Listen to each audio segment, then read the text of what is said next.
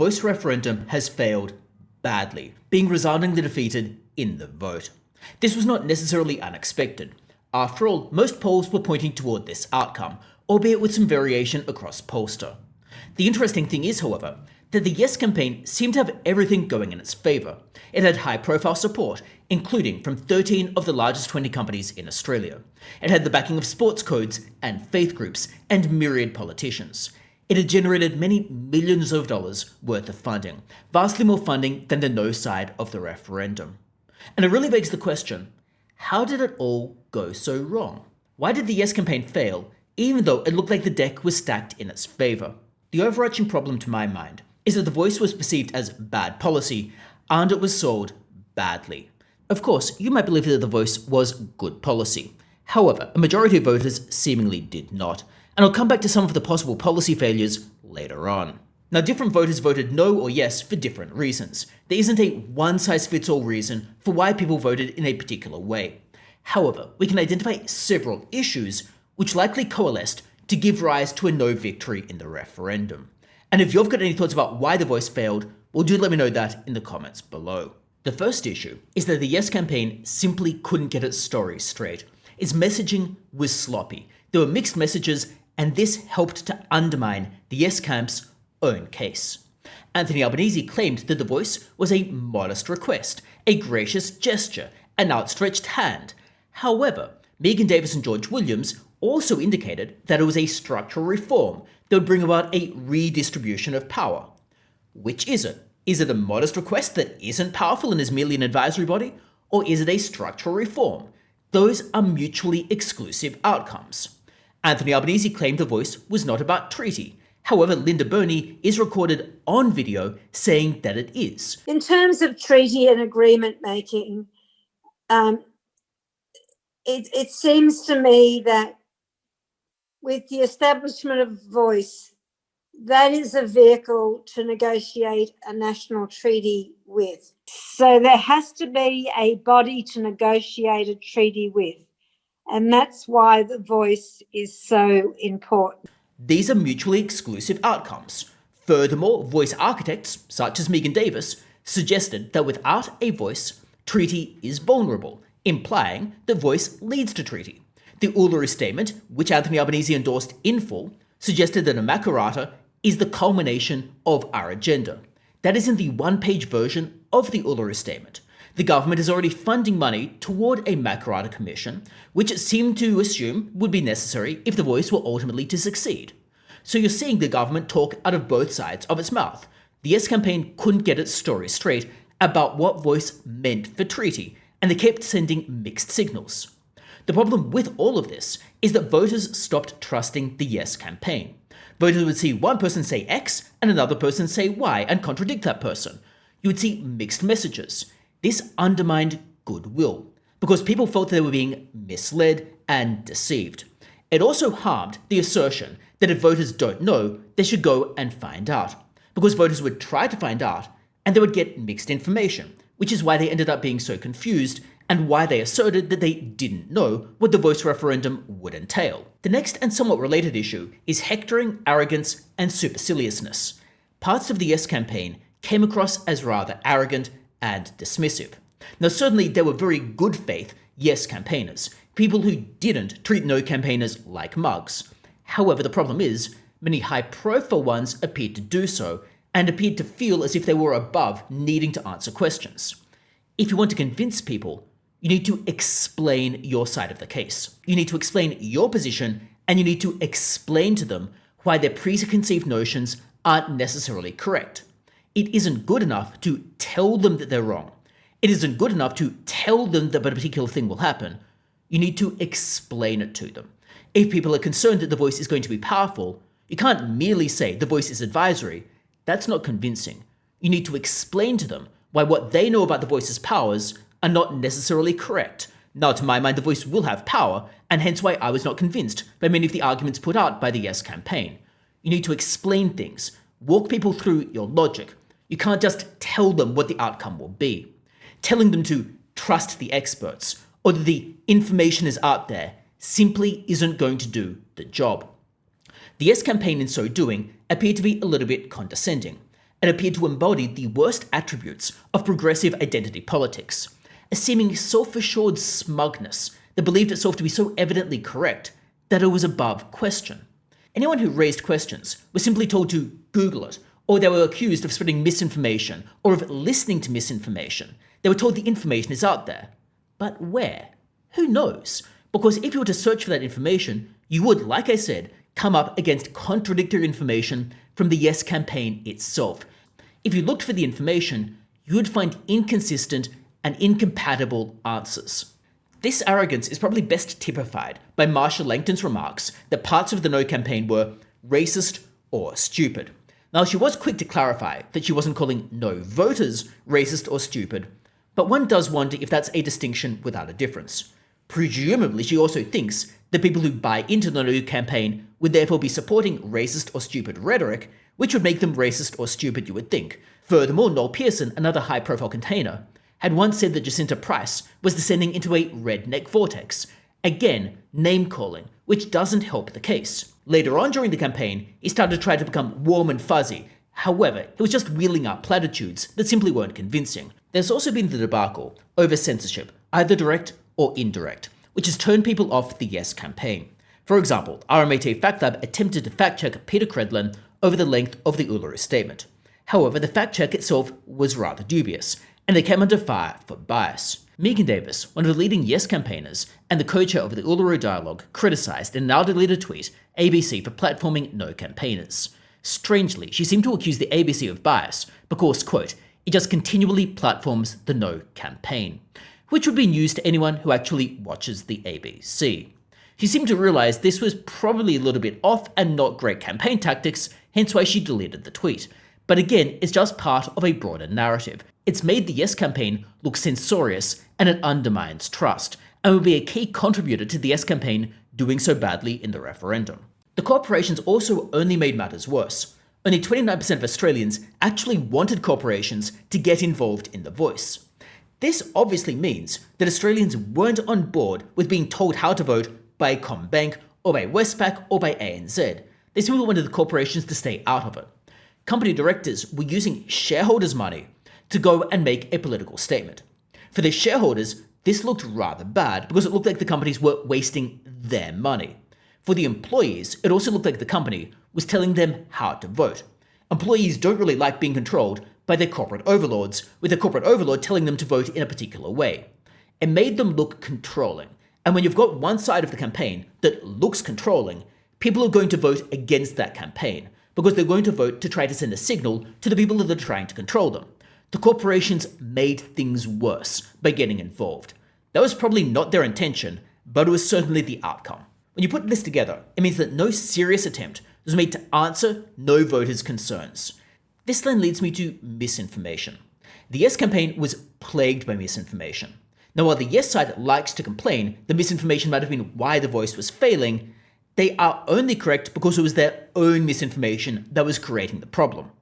The No campaign certainly did have some confusion in it, but it pales in comparison to the objectively false information that came out from the Yes side of the campaign, oftentimes seemingly from the government itself.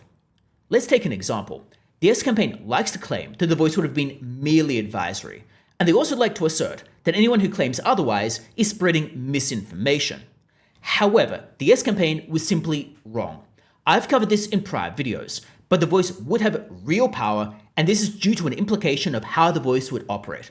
The Voice would have the right to make representations to the government, and as a result, it would have the right to be able to be consulted on various matters. Because the right to make representations implies a practical right to be able to make those representations, which implies consultation. There would be literally no other constitutionally enshrined body that has that same right.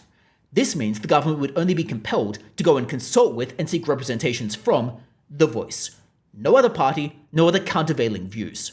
Furthermore, by having that right to be consulted and to make representations, it enables The Voice to engage in vexatious litigation to achieve collateral purposes, which Thomas Mayo had addressed and talked about doing.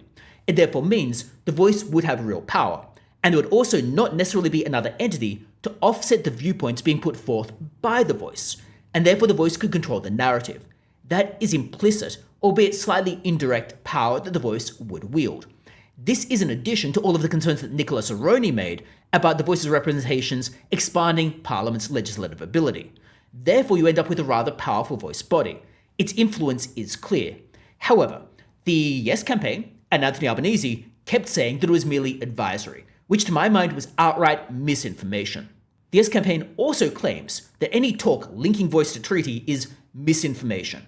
However, they are clearly incorrect, because Linda Burney, the Indigenous Affairs Minister, has done this herself. She linked them. People like Megan Davis and George Williams have linked them. The Uluru Statement links them. It is not misinformation to link the voice to treaty, because Yes campaigners themselves have done it, and people are simply quoting back Yes campaigners and what they have said. The Yes campaigners also put out talking points about how the voice would be comprised. For example, equal representation from men and women, or representation from various locations, things of that nature.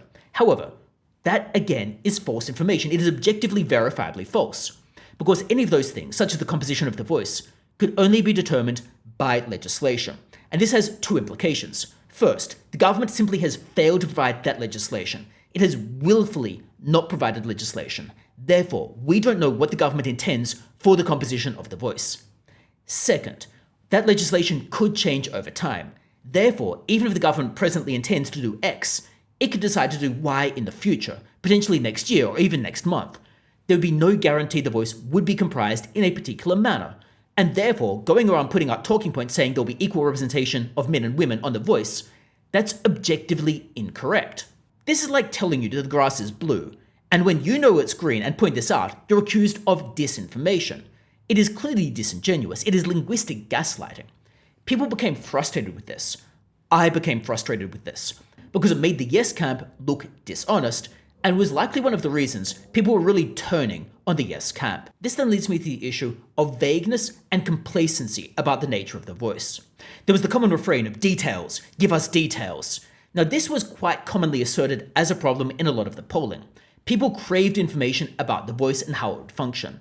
The government seemingly thought it was a good idea to not put out any details at all. They seemingly wanted to take a small target approach and feared that any legislation would be torn apart if they put it up.